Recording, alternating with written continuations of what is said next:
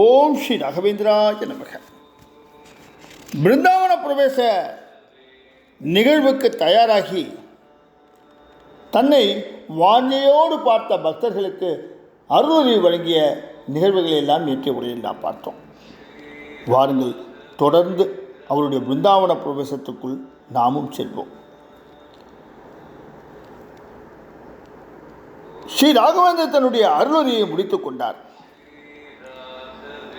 பிராமணோத்தமர்களும் சிஷ்யர்களும் வேத பாராயணம் செய்ய ஸ்ரீ ராகவேந்திரர் ஸ்ரீ மூலராமர் பூஜையை ஆரம்பித்தார். பூஜா மண்டபத்திலே விக்கிரகங்களை எல்லாம் எடுத்து அடுக்கினார்.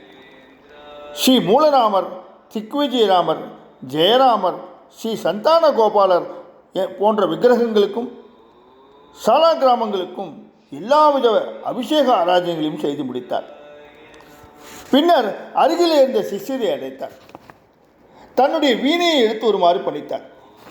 சிஷ்யர் பயபக்தியோடு எடுத்து வந்து அவரிடம் எடுத்து கொடுத்தார். அதை பெற்றுக்கொண்டு அந்த இனிய வாத்தியத்தின் சுதியை கூட்டி தந்தியை மீட்டி இனிய ஒளியை எழுப்பினார். பக்தர்கள் எல்லாம் துக்கப்பட வேண்டாம் என்று சொன்ன ஸ்ரீ ராகவேந்தர் தாமே ஆனந்த கண்ணீர் விடித்தார். மிகவும் உணர்ச்சி வசத்தோடு இருந்தார். வீணையை மீட்டிக்கொண்டே இருந்த ஸ்ரீ ராகவேந்தர் தாமே ஒரு பாடலை ஏற்றினார். அதை பைரவி ராகத்திலே திரிபுர தாளத்திலே மனமுருக பாட ஆரம்பித்தார். இந்து எனக்கே கோவிந்தா நின்ன பாதார பிந்தபா தோரோ முகுந்தனே முகுந்தனே என்று இந்த பாடலை மிக உணர்ச்சி வசப்பட்டு பாட ஆரம்பித்தார். அவர் தனக்காகவா இவ்வாறு பாடினார்? இல்லை, நாம் எல்லோரும் ஆண்டவனிடம் இதை போன்று மெய்யுருக பாடி துதிக்க வேண்டும் என்று நமக்காக பாடினார். உருக்கம் என்றால் அப்படி ஒரு உருக்கம். கல்லும் கனியாகும் என்பார்களே, அதை போன்ற உருக்கம். கல்மனதையும் பாகாக உருக்கும் உருக்கம். நாம் எப்படியெல்லாம் ஆண்டவரை வேண்டி துதிக்க வேண்டும் என்று நமக்காக அவர் பாடியுள்ளதை கவனித்து பார்ப்போம். அப்பா முகுந்தா, மந்திர மலையை தூக்கி பிடித்தவனே, நந்தகோபனின் அருமை புதல்வனே, உன்னுடைய திருமடி தாமரைகளை இன்று எனக்கு புலப்படும்படி செய்வாயாக. இந்திரா ரமணனே, கோகுலத்தில் ஆடியவனே கோவிந்தா, மாயையான இந்த உலக ஆசாபாசங்களில் சிக்கி தவிக்கின்றேன். கடைத்தேறும் மார்க்கம் கிட்டாமல் துக்கத்தில் வீழ்ந்திருக்கின்றேன். கிருஷ்ணா, நான் உன்னுடைய குழந்தை. ஆதலால் நான் செய்த தவறுகளை எல்லாம் பெரிதாக எடுத்துக்கொள்ளாமல் எனக்கு தந்தையாக இருந்து நீதான் கை தூக்கி விட வேண்டும்.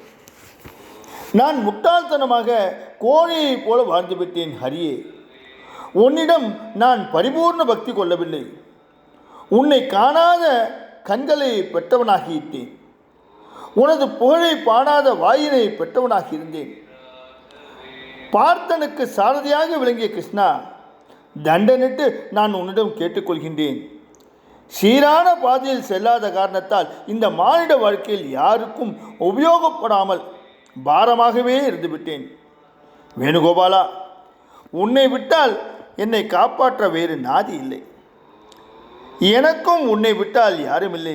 ஆதலால் நீயே கதி என்று உன்னையே சரண் புகுந்தேன். என் மீது இன்னொருள் காட்டி நானும் கடைதேற வழிகாட்டுவாய் ஹரியே என்று நெஞ்சுருக்க பிரார்த்தனை செய்தார்.